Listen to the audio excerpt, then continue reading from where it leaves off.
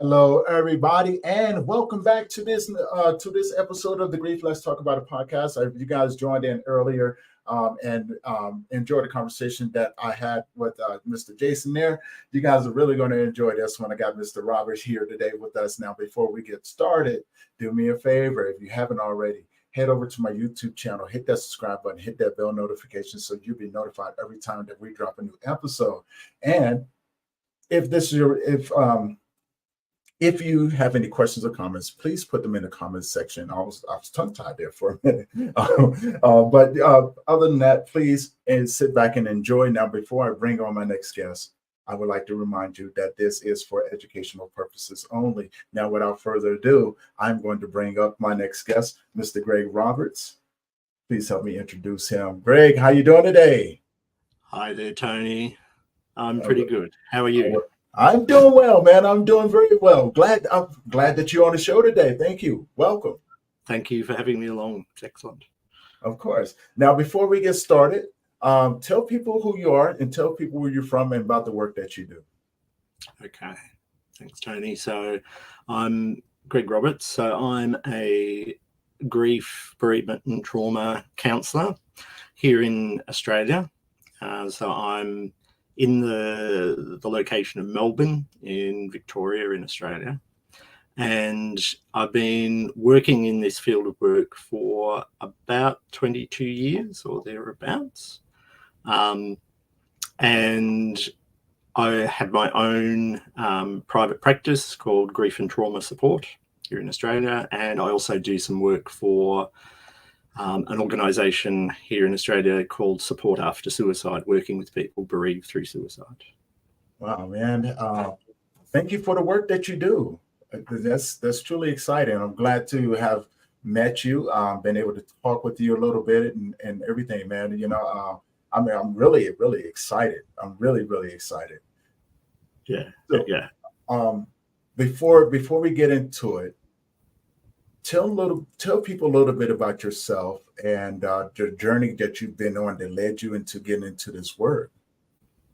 Okay, so it's quite a bit there, so I'll try and sort of summarize it a bit, because it's been, I guess, for quite a few people it's similar, like a long journey and not always a clear journey, which is part of grief as well, I think. Yeah. But if I look back, probably my earliest really significant experience of grief was when I was 11 years old and my older brother died through suicide. So I'm one of 6 children in my family. My brother who died was sort of in the middle of the family. I was the youngest in the family.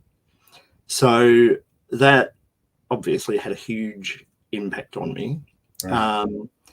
But it actually wasn't something that set me on the path that I've landed in now, but I can see how it's sort of part of the picture. So I struggled along sort of after that, as did the rest of my family, and left school quite young, really. I did quite well at school, but left school early. And initially worked as a potter, so nothing like being a social worker and a counsellor. I worked making pottery.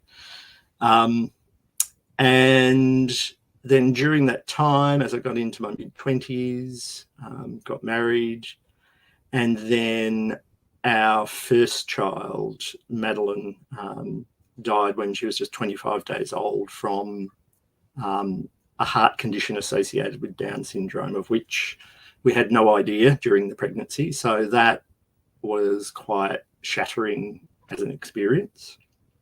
And I received, both myself and my partner at the time, we received support from a local bereavement counselling service, and got connected with other bereaved parents. And it was around that time I was actually in transition career-wise. So it had become quite hard to earn a living as a potter. So I'd studied massage therapy. I'd been teaching Tai Chi for a while. So I was moving in that direction, moving into the health sector. And around 6 years after Madeline's death, I was doing some work in a men's program. So by this stage, I'd taken up studying social work. And I was working in a men's program, connected with a lady who was part of the program where we'd received support around my daughter's death. And together we had this great idea, why don't we start a men's group for bereaved fathers in our local area? So I became involved in that, and that's where I started to feel like I landed where I needed to be. So I didn't set out to become a grief counsellor, but once I landed in that space, it felt like this is perhaps what I'm built to be doing. And really things have kept unfolding from there. A lot of other loss and grief experiences in my life, but those two are the most significant ones. I think for me, that along with my studies, I often think my lived experience and walking alongside the hundreds of people I've supported over the years is a big part of what helps me understand grief and loss and support other people. So it's not just textbook stuff for me. Yeah. I totally agree. You know, being in the grief field, that you find that there are so many levels to this thing, right? You know, things that we don't even think about, you know, and although we do have the lived experience, when we walk with others, we realize that, you know, that their experiences are very unique, but it also helps us, right? You know, it helps us in this field. It helps us to be able to understand the different avenues that can be added to it. It's like a doggone octopus, right? You know what I'm saying? Every time you turn around, there's another tentacle going this way. There's one going this way. It just looks like, do you ever remember this game when you were younger where you see the little octopus with his arms up like this? And then there's like little boxes that go along with it, right? Yeah, that's what it's like. It is. Like, who added in these things? It is. It's and you know what comes to mind is that octopus, but also a bit like you're describing, sort of how chaotic and how messy it is as well, and unpredictable. You know. Yeah. I've always, but see, you know, I find it intriguing, and it also intrigues my curiosity to just follow the tentacles, right? Because as soon as you think that you got one down, there's like another 5 that have popped up, right? And it's like, all right, well, maybe I just need to go up this tentacle. And then you go up that one. There's another 5 over here. It's like the tentacles are playing peekaboo. That's right. You turn around and realize that one sort of wrapped itself around you while you weren't looking. Yeah. It's like, you know, it reminds me of the Jack and the Beanstalk, right? As you're climbing, you got all of those little vines and everything. You grab onto one, and you realize that it's going to take you over here, and then you get over there, like, well, this is not where I thought I was going to go. Then you grab onto another one, you go over this direction. You know, it's just, to me, I think it's I find it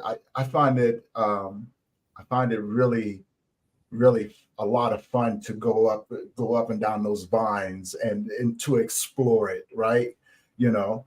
Absolutely. And what's coming to mind as you're talking about that sort of climbing up the beanstalk and the different options and even the octopus is something that's become really important to me with working with people around grief, and also my understanding my own journey along the way is that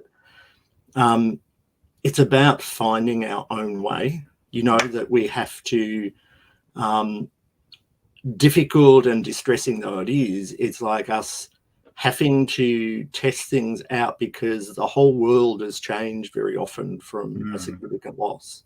So you do need to go exploring along, you know, some of the vines, and you might get a certain way and go, actually, something about this doesn't feel right. So you need to be able to go back and pick another vine that you go along where you might think, oh, okay, this gives me a bit of relief. So I'll remember this vine because I'll come back to it at some point. So you're continually having to trust yourself. And as a grief counsellor, I sort of, I deliberately use the idea of walking alongside, because it might sound strange given all my experience, but I don't see myself as the expert. I think very much the other person is the expert, and my job is to help them perhaps be a better expert in their own grief, sort of offer a little bit of guidance, be alongside, but encourage them to trust what's in themselves and what they know about themselves and what they need, and to experiment with ideas, about what's going to work for them, and not get locked into this idea of, oh, I should be doing this or I should be doing that. You only do it if it makes sense to you, as far as I'm concerned. Right. Yeah, this is very, very true. This is very true, and I'm right there with you. I am just a student. That's it. I'm just a student, and I'm always, when I run across individuals, and I work with men. We've talked about working with those men from across the board. They teach me so much about how to show up with them, how to hold that space with them, right, and become better at being a visitor as I walk with them. But I think they walk with me, and give me so much in return, because it helps me be better, right? And understanding, and it adds to everything that I thought that I knew, and just takes it to the next level, right? Definitely. And so I can never be an expert, I can never be.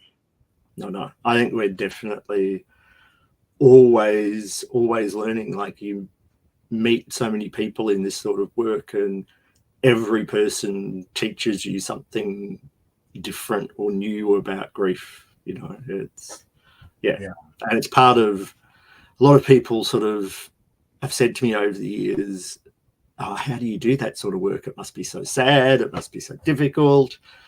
And it sometimes seems strange to say, but it's incredibly rewarding, because a lot of my work that I've done, thankfully, I get to work with people over time. So yes, it's sad and it's difficult, but I also get to see how people find something in themselves to keep going. And then years later, so many people that have either done incredible things because of their grief, but equally, they don't have to have done incredible things other than they've actually got their life back into a place where they feel like they want to keep living, and they re-engage with life and doing stuff after often a really tragic, awful situation that's just really dismantled their life early on. So I think seeing that human spirit that's there and that ability to live with things is part of what makes it rewarding, as well as the continual learning, I think.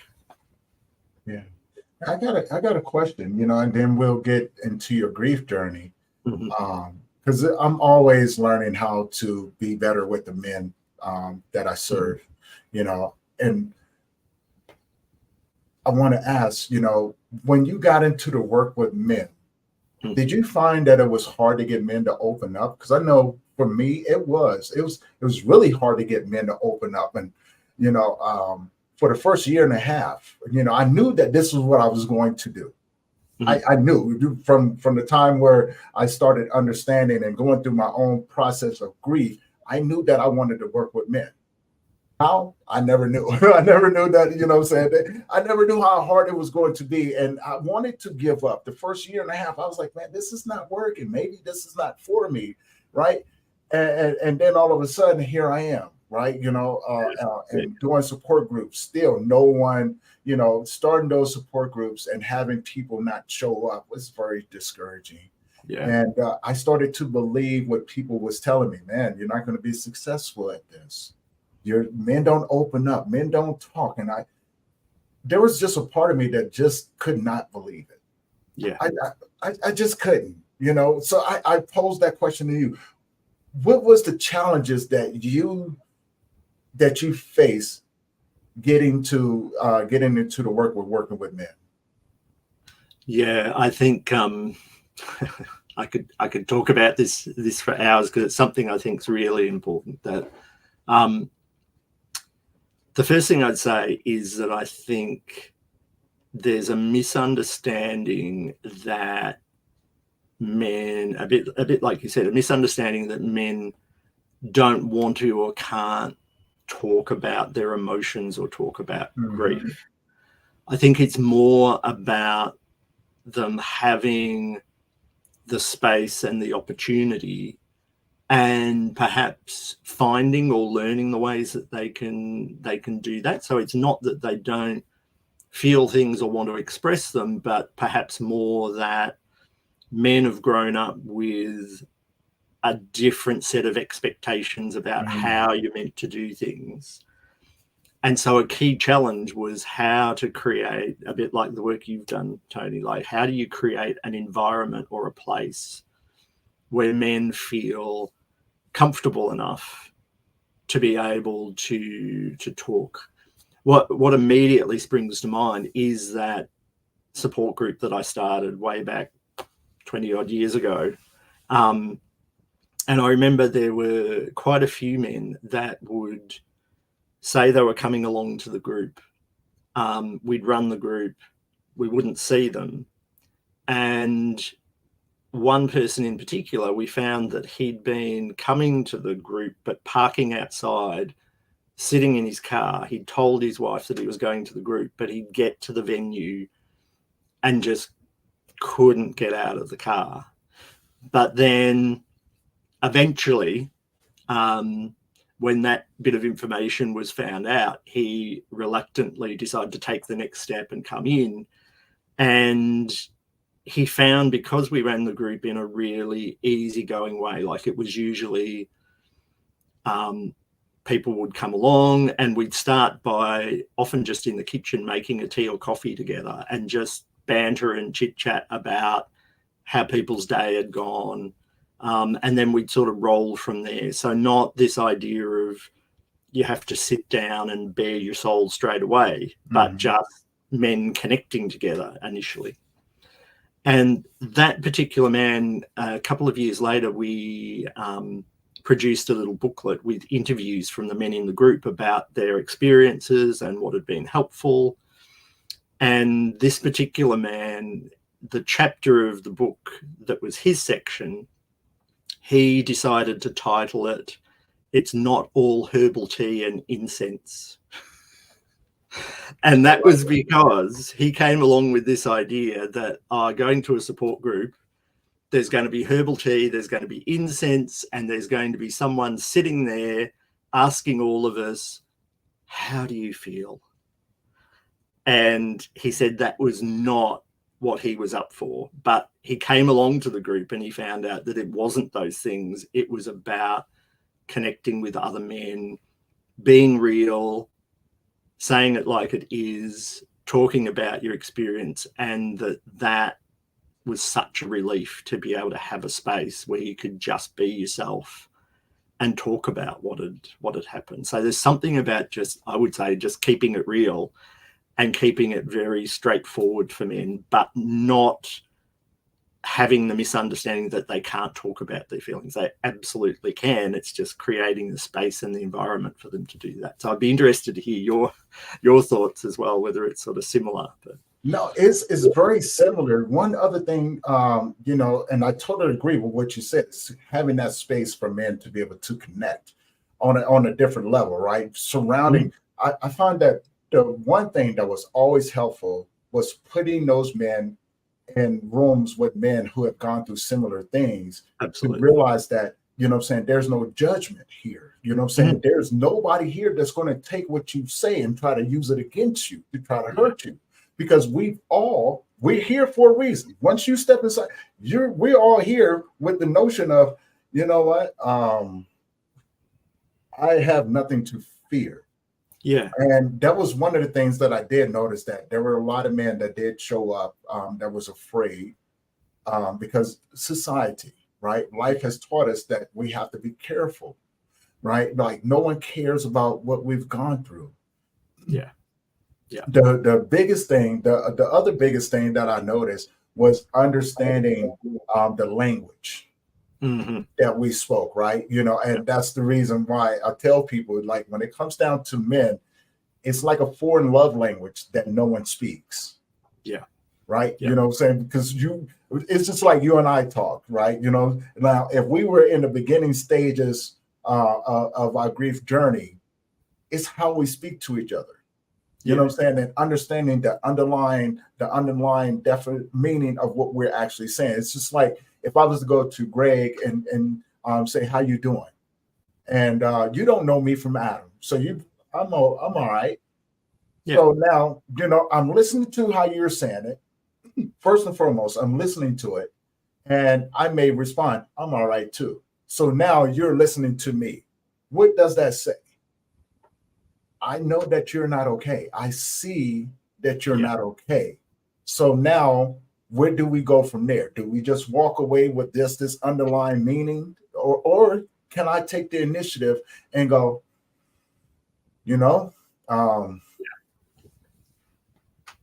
if you'd like to just grab a coffee and maybe go fishing or something like that, because I'm trying to figure out what your interests are, right? Yeah.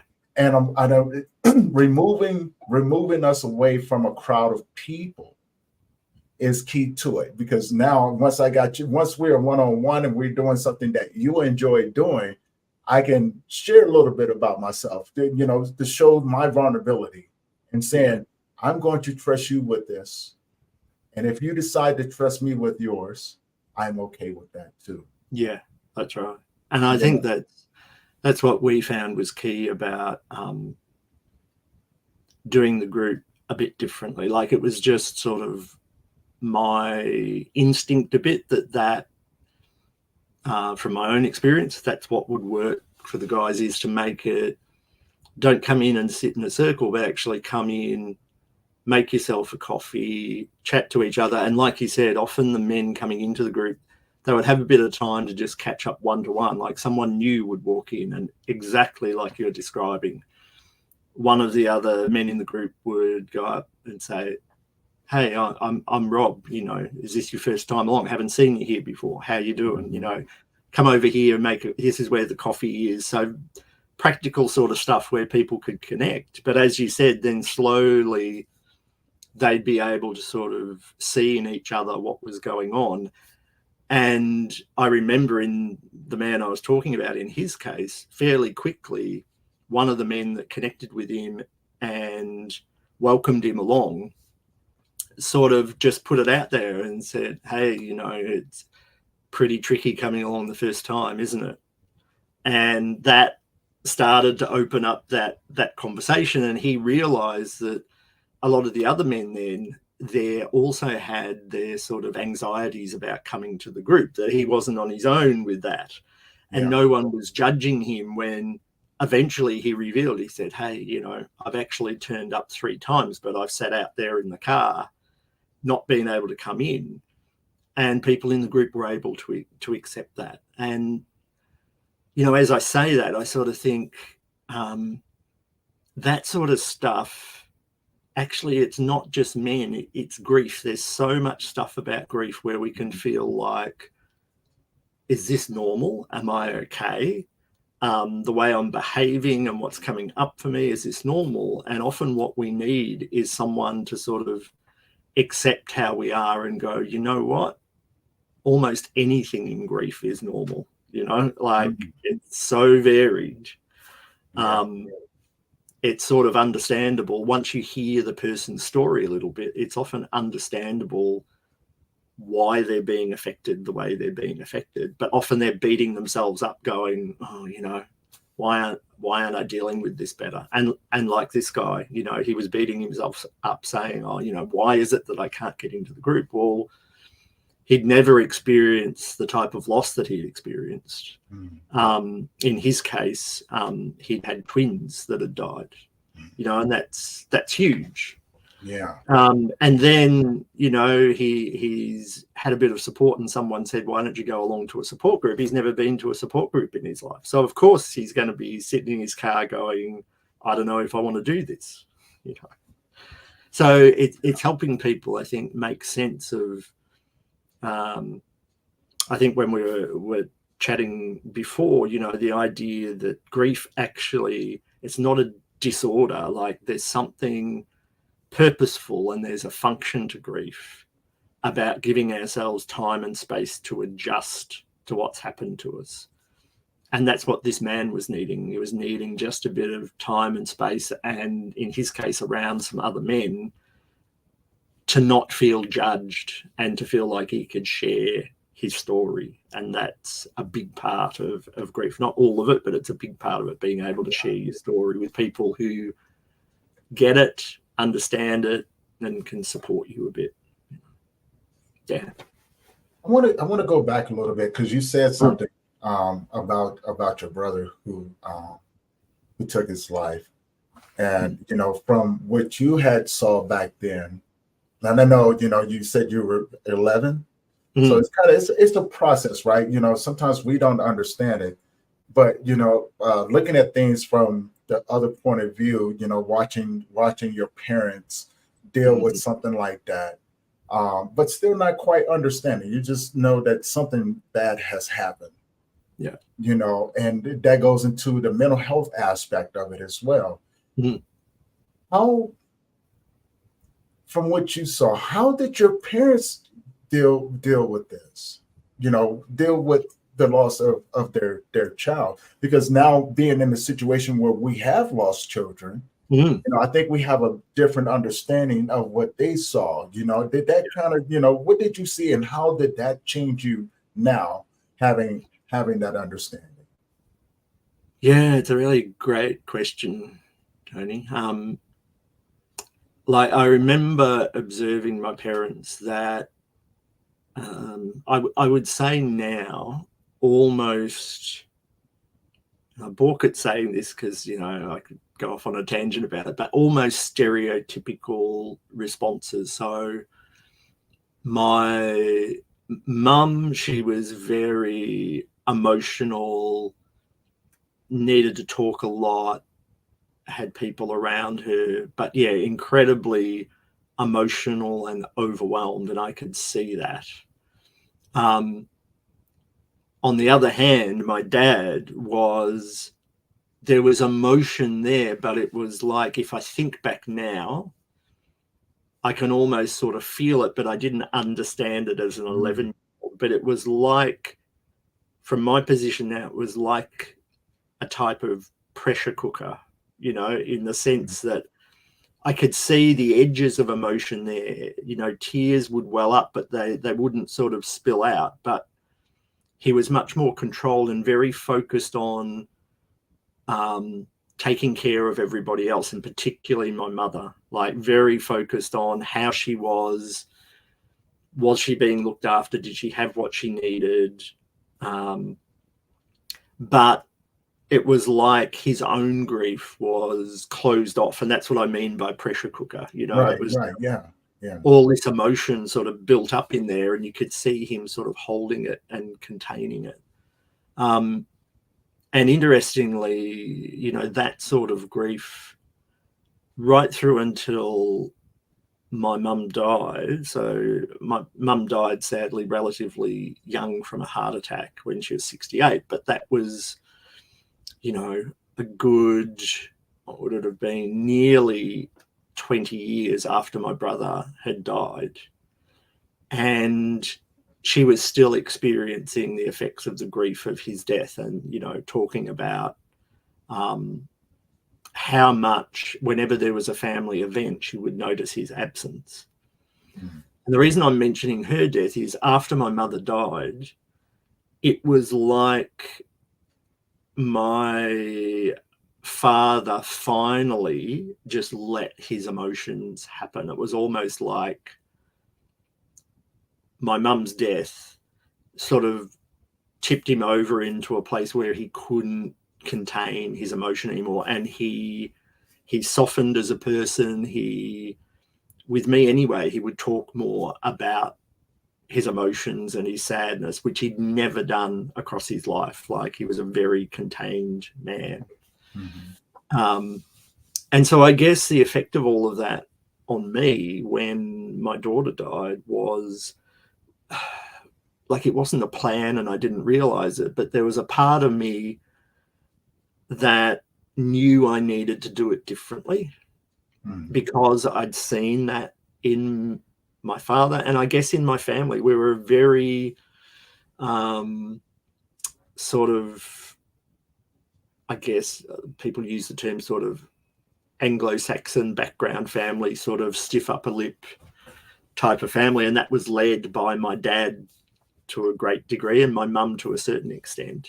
So even my other brothers were fairly contained with their grief. But when my daughter died, there was a part of me that just knew and was very open to getting counselling, getting support, and having this real need, I remember, to talk to other people about it. So I noticed how different that was between me and my father. And I guess there's a generational difference because, as I said, I was the youngest in my family. My parents were a fair bit older when they had me. My dad was much older than my mum. So when I was born, he was sort of heading towards 50. So there's quite a generational difference. Like, he grew up at the time of, he was young when the Second World War was happening, whereas I was growing up really through the late 60s into the 70s, which was a bit of a different world. So I think that's important also when we're talking about men, is the cultural background they're from, the era that they've grown up in. And I think even your question, such an interesting question about how those early experiences of grief influence how we grieve ourselves later on. And it may sometimes be the same or almost the opposite of how our fathers are. And that could be confusing as well. I remember thinking at times, like, why am I so emotional? You know, and it sounds like a weird thing to say, but it was because I'm measuring it against my dad, who never really showed his emotions much. So I was questioning myself, why am I the way I am? Why am I so emotional about all of this? Why do I feel like my emotions are just spilling over the edge all the time? You know? Yeah. Go ahead. Well, I was going to say that's interesting, because I think it, you know, and I think when I say this, you know, I want to get your thoughts on this, because when I was growing up, you know, when someone passed away, I would watch people to see what they do. And it's as if, you know, that, like, my family, if someone passed away, we got together, ate food, you know, had conversations around the individual who passed away. But then after that, it's like everybody just went off and just did their own thing. So there was no sort of guideline. I thought that's the way it's supposed to be. Hey, they're gone. You got to keep moving, right? But no one ever told me about the emotional turmoil that we go through, you know, during it. So I kind of like got a crash course in it when I started experiencing mine. I think by the time I really started the emotional aspect of it, I had seen so much. You know, I've watched friends die. I've watched friends take their lives, overdoses. I've seen kids die. I've seen a lot of stuff before it really that crack started to open up. You know, and I was like, well, no one ever told me I have to deal with this on my own, right? I have to try to figure this out along this path, but I have to keep it moving. And that was always my mindset. I have to keep moving. Yeah. I have to keep moving, right? But what I didn't understand, that I had developed habits of not being able to trust. I had developed habits of not talking to people, not wanting to let people know what was going on with me. You know, because on one side, I can admit it now. On one side, I was afraid. I was afraid of getting attached to people because I knew that they were going to leave. Yeah. And so I didn't see the point. I didn't see the point in it. Keep your distance from me. I'll keep mine from you. I don't have to get the chance to know you. You won't get the chance to know me. As a matter of fact, I'm gonna make it real easy for you. I'm only here. I'm only passing through. So I'm not giving people a chance to get to know me. I didn't, I just didn't see the purpose in it. And on the other side, walking around like that, that my world inside of me was breaking apart, fell apart in many, many pieces. Yeah. And I didn't know what to do with that. Because, like most people that I've met that have been in similar situations to me, we're just taught to put on a mask, right? We're taught that we're the protectors, we're the providers, and we have to fix these things. Absolutely. And hearing you speak, Tony, like the similarity with my experience, what comes up for me is like, for me, even though I had this turmoil and lots of emotion, I guess I'd been taught and I felt like I had to be self-contained. Right, yeah.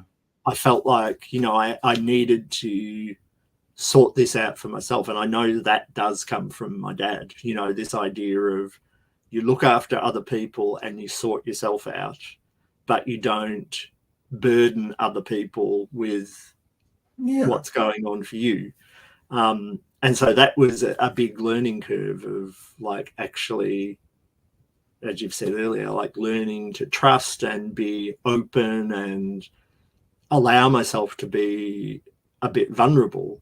Mm-hmm. And I'm really struck by even the conversation we're having now, how important that is. There's that level of we don't know each other incredibly well, but here we are sharing some pretty sort of vulnerable stuff about our personal experiences. And I think that is so important to put it out there for other people that actually it might sound like a cliche, but I think when we tap into those vulnerable places in ourselves and find a safe enough place to share, that's when things start to change and we start to be able to find our way. So it's almost like, I remember a quote somewhere that you've probably come across it that says, when falling apart is what holds you together. Sort of finding a place where you feel safe enough that you can actually let yourself fall apart a bit, then you start to find your way, strangely enough. Right? It's like the yin and yang, it's like the yin and yang. You have to fall apart in order to get back together. And, this is something, and this is just for now, I'm very careful about when I say this, because this is something that I learned. And I don't want people to think that, this is the way it's supposed to be. There's many ways that you're going to figure out. It's our job to walk with you as you begin to figure it out, but from an individual place, I realized when my world did fall apart, it was the pieces that I found that matched as I was beginning to rebuild myself. And then it was the way the world began to look so very differently, because I came, as I was putting all these pieces together, like, you want everything that's laying down on the ground to go back the way that it was. Like, hold on, you don't understand. Safety net, boundary, lines, all of these different things that I thought that I needed. And I was so afraid that I just picked it up and put it inside of this bag and was going, I can't leave this here. I cannot, I have to, because it goes back on me. So I need to carry this with me until I can figure out where they go so I can put them back together. And I didn't realize that they were no longer necessary, but I was so afraid of seeing what was on the other side of that I didn't want to cross that line, because I didn't want to, in lack of a better words, I was so tired of getting my ass whipped. Right? I was so tired of getting the crap beat out of me that I didn't want to cross over into that other line, because I didn't know what was over there. It was the unfamiliar territory. And what it would provide for me, right? You know what I'm saying? Or what it would do to me. Like, Yeah. am I equipped? Do I have the right armor to go over here and fight on this aspect over here, right? And because I was so used to fighting. Mm. I was so used to fighting that, you know, like I was like, well, maybe I need to go train and, you know, and get my skills up. So if I do go over here, you know what I'm saying, I can at least defend myself. Well, it's a scary place. The place It you're is. talking about, it's an incredibly scary place. Yeah. I didn't understand that. I didn't understand it. But, you know, I find that with the men that I work with as well, that, you know, there's the multi layers that, you know, when they go home and they, you know, we talk about these things, and I'm, you know, and I also talk with the female counterparts about how to support the men in there, because it's so unfamiliar to in both aspects that, you know, we get our you know, our spouses, the people in our family wants us to open up. But the problem is, and here's the challenge, every time we open up, it gets somehow turned around and they make it about them, right? And so, you know, it goes back to what life teaches us, you know what I'm saying? No one cares. Even if you do open up, they're just going to make it about them. So what's the purpose of me even telling you in the first place? Yeah. Right? Yeah. And, you know, I've worked with men on those aspects, and, you know, and I tell them, you know, because they often say, and tell me what you think about this, you know, what your thoughts is. A lot of times we as men will hold the space for our spouses, for the people in our family, in hopes, like we'll take care of all the other things. We'll push our grief off to the side, right? And, you know, and make sure that you have everything that you need. But then, you know, when we see that you get to a place where you're doing better, we kind of release the reins and go, you know what, I'm going to give this to you in hopes that you give to me in turn the space so I can grieve. Yeah. And what ends up happening a lot of times is that our counterparts will go, what's wrong with you? Mm-hmm. Oh, I'm in a place where I'm good, but, you know, no. You want me to host? No, I need you to continue doing what you're doing, right? And we find ourselves in a danger zone, just with the compilation of those things. But I think, you know, a lot of times we're just we holding that space. We're doing everything we need to do in hopes that you'll give that back to us, right? But I don't want to get your thoughts on that. Yeah. I think there's a lot in there that definitely I've seen over time that exactly as you're describing, that a lot of men, it will be, you know, 18 months, 2 years afterwards that on the surface people notice that they're falling apart. Mm-hmm. Whereas they've been holding it together that early time, like a bit like my dad, trying to hold it together for other people in the family, give them space for their grief. I guess I'd also say, though, that I have seen women the same. I guess it's about your style of grieving. If you're someone who tends to be that more practical person, a bit like a lot of men are brought up to be, you know, sort of practical, problem solving, all of that, then your grief looks different. And so when you're with your partner or your spouse, then you're looking at each other going, your grief looks so different from mine, I don't even recognize that it's grief. Like, right. What's going on here? So I think, a bit like you, I often spend a bit of time talking to people about that idea of the different styles of grieving, that actually it's all grief, but at any given time, one of you might be taking the role of looking after others, taking care of the practical stuff, getting stuff done, but the grief is still there. Often the grief will be there for those people. And I know for a lot of men and for myself, it's when you have time alone is when the grief wells up and then you package it back up and go back out in the world so that people around you don't see it happening and therefore think that you're a bit more on top of things, perhaps.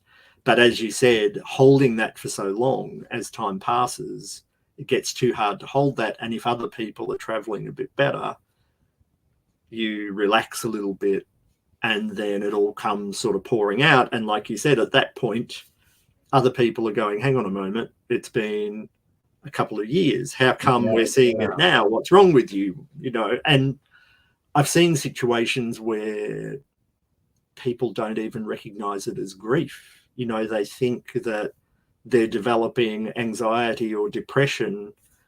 And as a grief counsellor, I've met a lot of people where it might be 3-4 years down the track, and they've been referred to me with someone saying, oh, you know, this person's really depressed, they've got a lot of anxiety.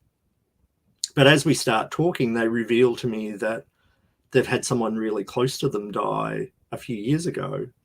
And suddenly you realize, hang on, this is grief that's going on for you. The fact that it's coming out a bit later on, that might seem unusual, but actually it's still grief.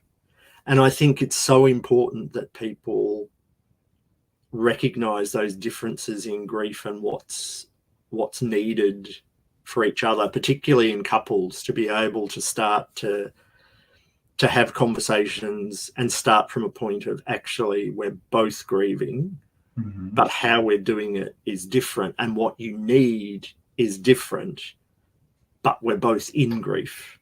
Right.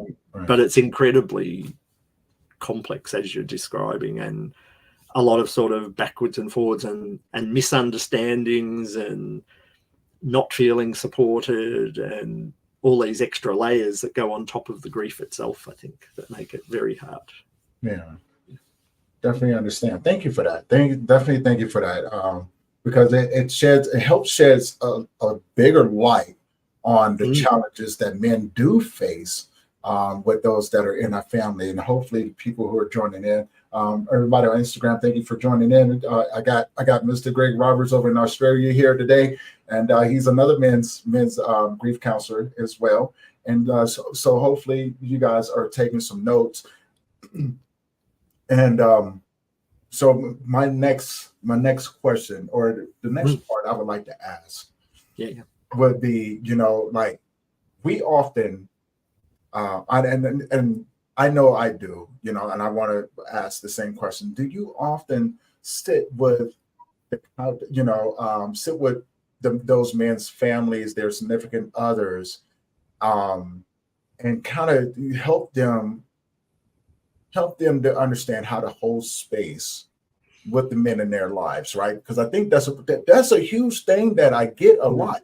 How do I get this person to open up? You know, I want them to talk and things like that. And I often have the conversation with them, and I find out where they're going in a different direction at.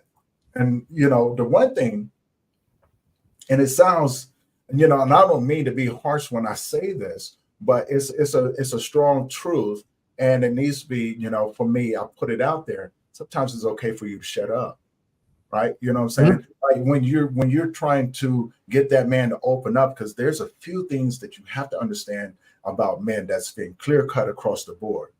When you invalidate or make their situation about you, you will never get that man to open up again. That man would rather suffer in silence than to feel as if he cannot talk to you. You're asking for it. You're asking for that man to be vulnerable, goes against his very masculine nature.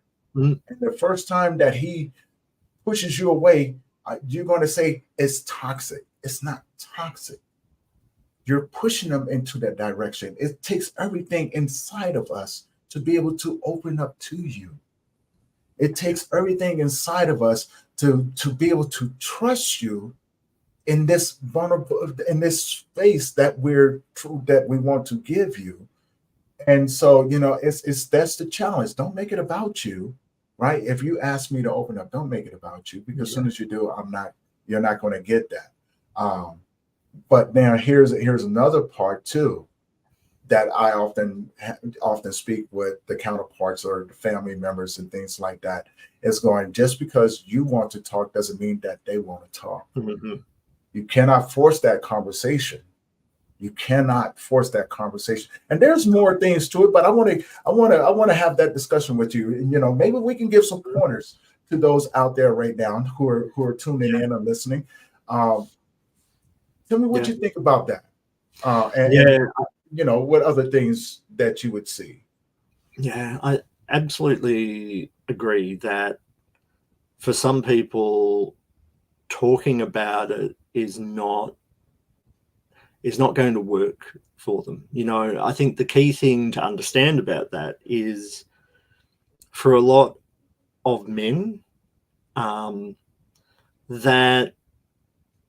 I guess I'd call it translating what you're feeling into language is incredibly difficult, because, and this goes back to what I said earlier, actually, that it's not that men can't do that or that we can't do that, but a lot of us haven't developed those skills over time, and we can. But if you just, at the worst time in someone's life, expect them to suddenly be able to use language and talk about how they're feeling, it's like they're going to be sitting there going, I don't know what to say. So sometimes even the invitation of like, oh, I want you to talk about it, tell me about it, they won't have the words straight away for that. It's like they're trying to work out, what is this that I'm feeling, and how do I actually put it into words? So that's one thing to understand, is sometimes it's just being willing to be with a man that's in your life that's grieving, and to literally be alongside. And really important, what you were saying earlier, Tony, is to keep a bit of a focus on the person. So if you notice that they're looking really flat and they're looking down, and you go up to them and say, hi, how are you going? And you're being sincere about how are you going? I know you've had this happen, how are you going? And they sort of shrug their shoulders and go, oh yeah, you know, not too bad. To be able to say, you know, so you're saying you're not too bad, but you know, you actually look a bit flat today. You know, you look a bit down. So you leave the focus on the person and what you're noticing about them, and you're maybe offering them a few words that they might be able to pick up. So that man then might turn around and say, yeah, you're right, I am a bit flat today. So they've found a way of saying something about how they are. Right. But to just say, tell me how you're feeling, that can feel like incredible pressure for some people to experience that. And I've had a lot of men over the years that sometimes it can happen in different ways. They might be expressing their grief by going out and working in the garden or creating a new garden. Yeah. Or part of my research that I did for my PhD, there was a man who he'd been working on a car for his, like a work car, when his daughter died. And after she died, he just went and spent lots of time out in the garage, and he basically dismantled this car even more so than he was intending to do. And he spent hours and hours. But what people didn't understand at the time, he was able to share later on, is the whole time he was out in that garage, he was thinking about his daughter, because she'd been sick with cancer. She used to come and sit out there with him when he was working on the car. So it was like him spending time with his daughter. Eventually, that car, it was painted in his daughter's favorite color. He had lots of aspects of it that connected him to his daughter. So that was his expression of grief. It wasn't words as such, but it was through doing something. But being able to be alongside men and actually notice what they're doing and be with them, that's part of helping them with grief. Words won't always be the thing that work.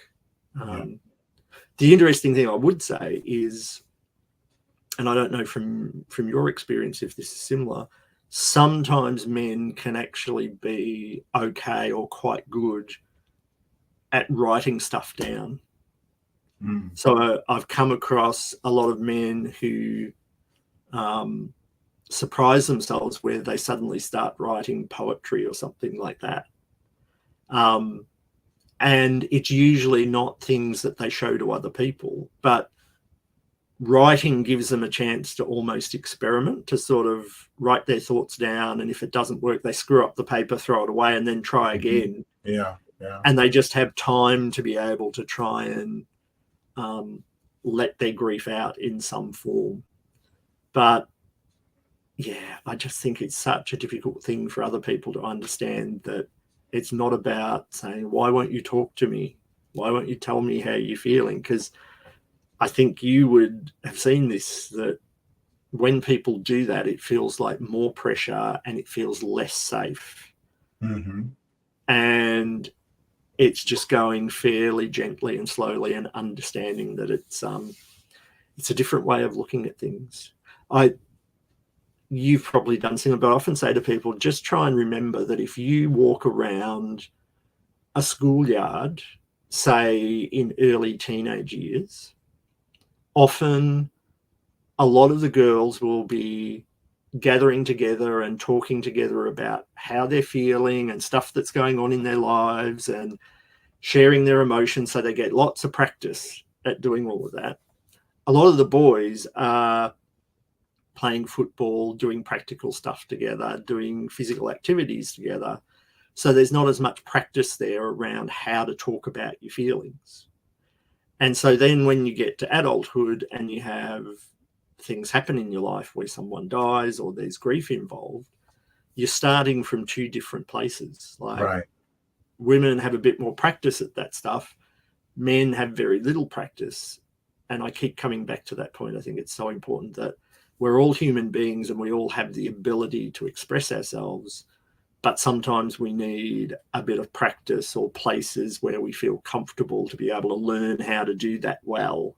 And it doesn't just come naturally to us in a lot of cases, I think.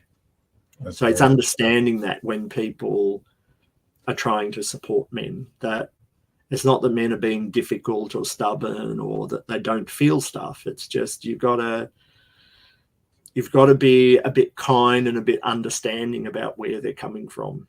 And as you said, sort of give them the space to talk about where they're at when they're ready, or go and do an activity with them, go and do stuff with them. And that's when they might just start talking bit by bit, and it'll be in little grabs of information.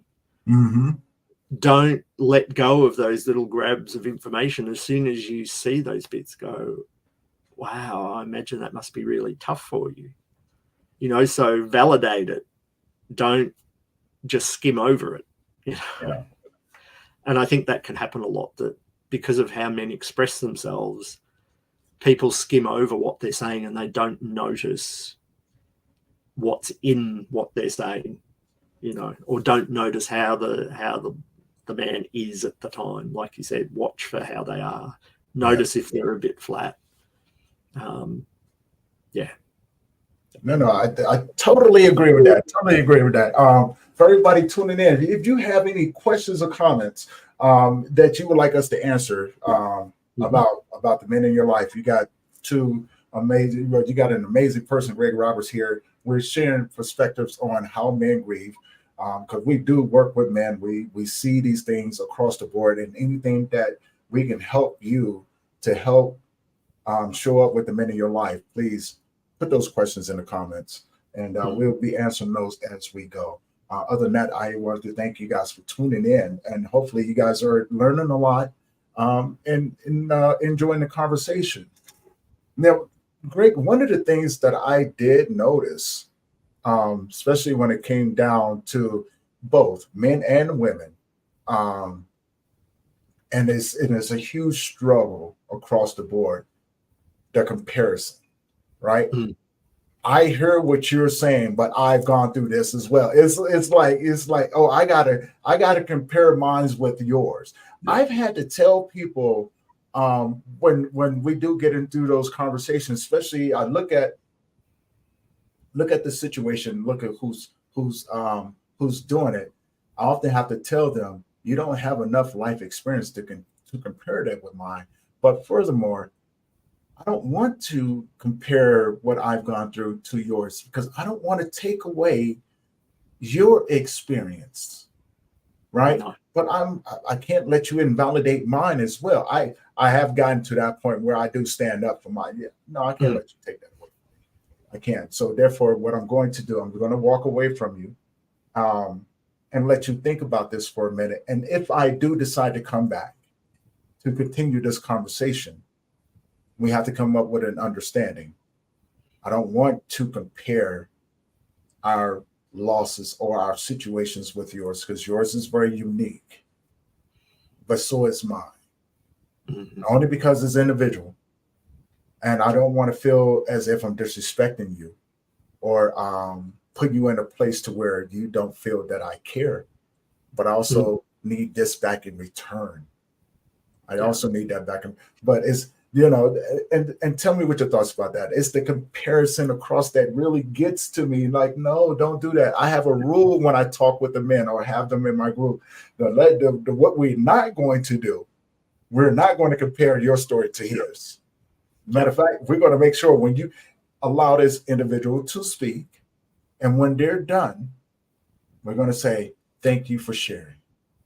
Yeah. And then we're going to open it up for the next person to be able to speak, and so forth and so forth and so forth and so forth. But we're not going to, I heard that you lost 3 kids, but I've lost 3 dogs, 1 mother, 2 fathers. We're not going to do that. We're just not going to do it. I know it sounds funny, but it's the truth. Now, I'd love to put it in that way to add a little humor to things like that, because this is a really deep and better conversation. But it's so profound when people do that, because the one thing that I found that when that does happen, we oftentimes read about that man in an obituary and wonder what happened. Yeah. I don't want that to happen anymore. I don't. It hurts my heart to see men feel as if this is the only solution that we have. Yeah. Yeah, it is. It's just tragic. And I absolutely agree. Comparisons are the most unhelpful thing that you come across in grief. I think the hard part is that everybody's trying to make sense of what's happening for them. Mm-hmm. And so I think that's the edge where the comparisons can start to come in. But a couple of things come to mind. I imagine, I think this is probably worldwide. There's this saying that I really have grown to dislike that goes along the lines of, there's always someone worse off than you. Mm. And I really dislike that saying, because while there, and I know where that idea sort of came from, my answer to that is to say, when it's happening to you, it's the worst it can be. And because I've had so many people say that to me over time, where they're grappling with their grief, and particularly men tend to say it a lot, I've found. They'll invalidate their own grief by going, tell me a bit about what's happening for them, and it's really significant and I can see it's really hard for them. And then they'll say, yeah, but there are other people in the world worse off than me. And so I find myself having to go, inwardly, I'm going, no, don't do that to yourself. Let's just back up a bit here, because what's happening to you is your experience, and this grief is big for you, and it's okay for you to have all of that. Don't go comparing, because it is so individual, and it's so unhelpful when other people do that as well and go, and like you said, it's that weird bit of humor. But sadly, the number of people who have said they've gone back to work after having a child die, and someone in the workplace will say, "Oh yeah, I know how you feel. My cat died last week and it's been really hard." And so it's just so invalidating, and it doesn't leave space for the grief at all. And I think that's such an important part, that our grief needs a bit of time, a bit of space, and some room to be able to be expressed. Otherwise, how are we going to process what's happening? And so comparisons just shut things down for people. Like, it closes all of that off. It can create all these added problems of like shame, where people who are comparing all the time, to just realize that the other person is going to go away and go, "Oh, well, I need to keep my grief to myself because it's not that big. It's not that big a deal. It's not as bad as this other person." Yeah. And sure, we hear of terrible tragedies that happen to other people. And I think it's important to understand that, yes, that's awful for them, but it doesn't make your own grief less. That's incredibly important. Like, to acknowledge that, sure, that grief's awful for that other person, but it doesn't need to make your grief less. Your grief is still your grief, and you're allowed to feel it. You're allowed to be upset. You're allowed to struggle. Don't go comparing yourself to other people. It's really not helpful at all. Yeah. I used to do that. I used to do it a lot. I used to always say, there's people out there that are going through a lot worse than me, and who am I to take that away from them? I used to say that a lot, because I didn't want anybody to ever worry about me. Right? I didn't, and I didn't want to make it seem as if, what I'm going through was a major deal. So I would, that was my way of deflecting and going, man, I know I just gone through all of this over here, but man, when you think about it, there's people out there that are going through so much worse than me. Let's see what we can do to help them. I would neglect myself. I would invalidate those things. So I can't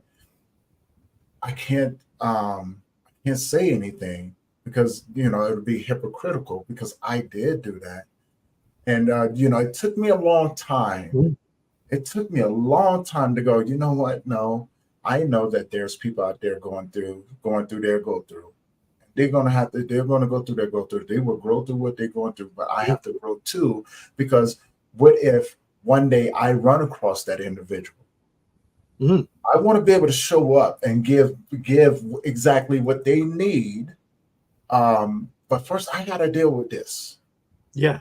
And this is where I say grief is selfish, right? Grief is very needy. It's very selfish, and I often compare it to the spoiled child, right? You know what I'm saying? When it shows up, it's like, hey, I need your attention. Right? I'm gonna need you to not focus over. I'm gonna need your attention over here, right? You know what I'm saying? And if you don't pay no attention to me, I'm about to cause such a ruckus in your life that you will pay attention to me. And so, I say it, but it's the truth. And that's one thing that I always tell people: when your grief shows up, pay attention to it. Get what you have going on else. It's yours. And it needs your attention. Yeah. Because it serves a few purposes. One, it's part of your healing, and that is individual. Two, it's here to remind you to celebrate the life that you have with the memories that you have shared with this individual. It's not here to hurt. It's going to hurt. It's going to hurt. I'm not going to sugar. It's definitely going to hurt. Mm-hmm. But don't neglect that vital part of you, because you don't want to feel selfish. It is selfish. Let's be honest. Yeah, It's very absolutely. selfish. So be And selfish with yourself. yeah. And I was just going to pick up on that I think it's understanding that it's selfish, or it's making itself felt so much because there's something really important has happened, like something really significant there that needs your attention. And so we can call it selfish, and yet I think it's actually, it's a part of you, exactly like you're saying, to it's a part of you that's going, hang on a moment, something really important in my life, or a person really important in my life has gone, and that's really significant, and I need to pay attention to this to be able to work out how to go forward. So if I try and go forward and just push that to the side, of course it's going to be jumping up and down and making a noise and seem like it's selfish, but actually what it's doing is saying, hang on a moment, there's a part of you here that you are completely ignoring. Stop ignoring me, pay attention to me, and then maybe together we can go forward. Right. You know. Yeah, I'm ready. Look, I love that right there, because I believe that when you have to have a relationship with your grief, you know, you can have we tell ourselves, I can have a relationship with the people, my co-workers, my children, my friends, my significant other. I can't have a relationship with my grief. Why not? It's a human experience, and if you haven't, you will. Right, you're going to experience it. Oh, yeah. So it's better to develop those tools and understand that when it shows, hey, lock arms with it and go skipping down that grief road. That's right. Go skipping down that grief road, right? Because it's going to show up, and when it does, you need to understand that what your relationship looks like with your grief. And it's important. It's really, really detrimental to your healing to have an intimate relationship with your grief, because it's going to help reveal the trauma. It's going to help reveal so many things that you're going to need to address in order to move forward. And before we wrap up, I just want to get your thoughts on this. You know, when we see people start the healing process, do people often pay attention to what that looks like, to, you know what I'm saying, and how they show up with their families as they begin to heal? Because I know for me, I watch a lot of men begin on that healing process, and I begin to see them breathe a little bit more. You know, I begin to see them look at their families, to begin to smile, to have different relationships with them, right? You know what I'm saying? And I see how their families look at them and go, wow, he's a different person. Yeah, he's a different person, right? The relationships that they have with their children, right? It's like, I'm going to show up with you. I'm going to be the father that you need. I'm going to be the man that we need in this family, but also, you know, I'm going to show up in our communities, because I'm going to look at the children and the relationships that we have over here, and I'm going to encourage and uplift and help rebuild our communities. They begin to unshackle their minds, and begin to encourage those children to become better, to have voices out here. Encourage therapy. Whoa, that's huge. Hey, it's okay to get therapy. But I want to get your thoughts on that before we wrap up. Yeah, no, that's great, because just, you know, hearing you speak this last little while, I want to say, where I want to start with that is to say, yeah, absolutely have a relationship with your grief. And bit where we started this conversation, like, be curious about your grief, like pay attention to what is your grief trying to show you, and where is it pointing you towards? Because I think if you pay attention to your grief, often it's trying to show you the way. It's like a part of you trying to show you the way. And I think if you take that approach with your grief of like, what's it trying to show you, it will usually be showing you the significance of what's gone in your life and how important that is. And then once you realize that significance, then you perhaps start to change your attitude to life now.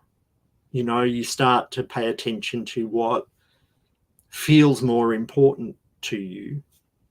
And so you start to be able to honor the person or the things that you've lost or that have gone. So you find a way to honor those things that have gone.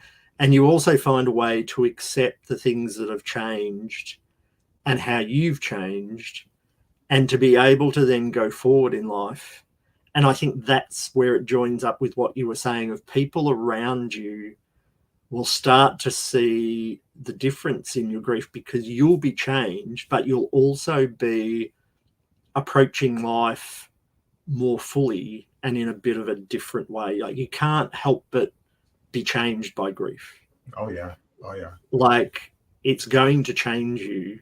And it's often because of, well, if I talk personally, I know for me, with my daughter and her death, there was something huge there that she taught me about love and the experience of love. Like, you know, remembering holding her after she was born and before I knew that she had a heart problem or anything like that.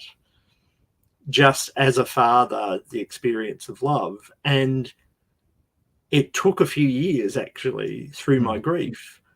But that was the part that I realized my grief was trying to show me, is that that sort of love can go with you into the future. Like, yes, I wish my daughter was still here, but she showed me something really important, and I don't have to lose that. So, you know, I think with grief, you don't lose everything. And so this important part of like, yeah, let the grief sort of be there and let it show you where to go, and let other people around you come alongside. Like we talked about, don't compare. It's your grief. It's unique to you. Let it show you where you need to go. Don't have other people telling you what you need to do. Yeah.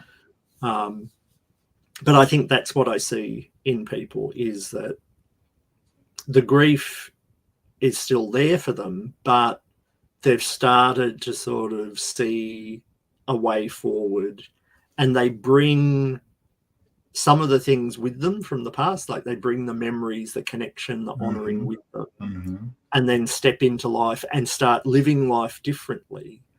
I mean, here in Australia, I'm not sure there in America whether it's similar, but a lot of people I work with use this term of they've now got a very strong bullshit detector. I think that's universal.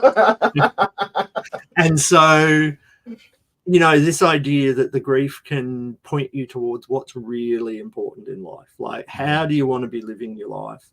You've got no time for the, you know, the stuff that's sort of flippant or, you know, really not that important. Like, yes, you can still have fun and laugh and all of that, but really at the core, you sort of learn what's important to me and how do I want to live my life, because I've been through this terrible thing.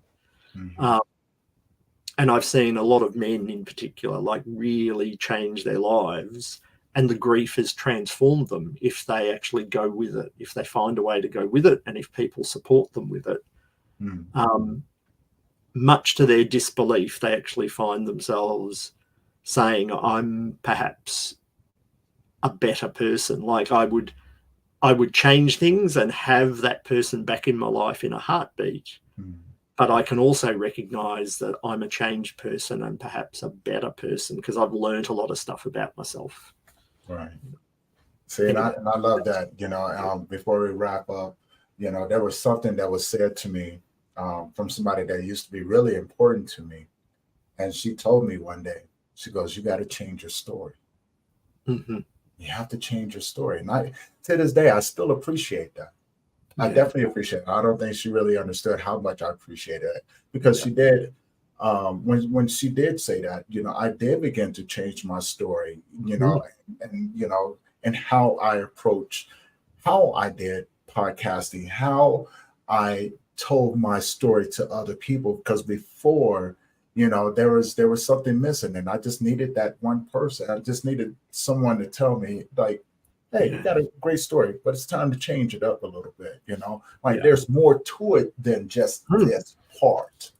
Right. And again, I say to that person, if she is tuning in, that, what, I did take that with me.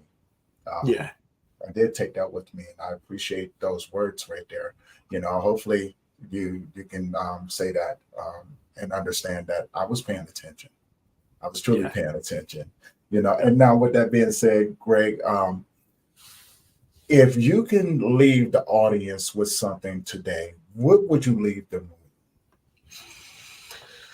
with? Look, I'm just going to pause for a moment and connect, because I'm reflecting on our whole conversation and a bit broader than that as well. Mm-hmm. I think the thing most of all, if I think of the audience out there, is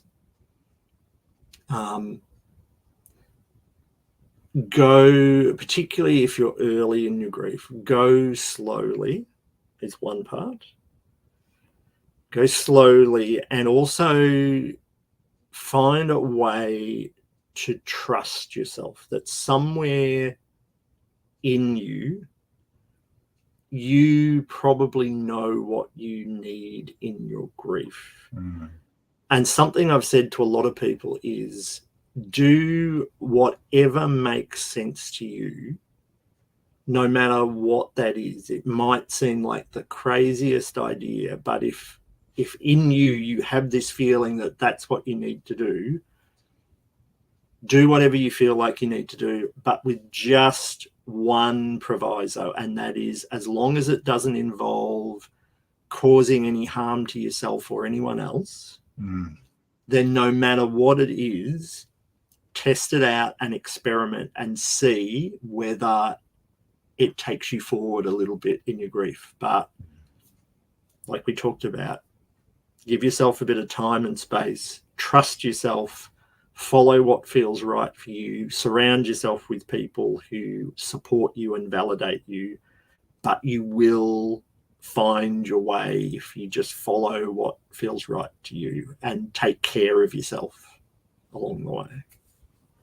I love that. Great advice. Great advice out there. Now, we got some things coming up too, right? We got some pretty cool stuff coming up. Yeah. I've got I run a series of grief and bereavement workshops with the Centre for Existential Practice here in Australia, and they're offered online, so people can access those from anywhere in the world, apart from sort of time frames and things like that.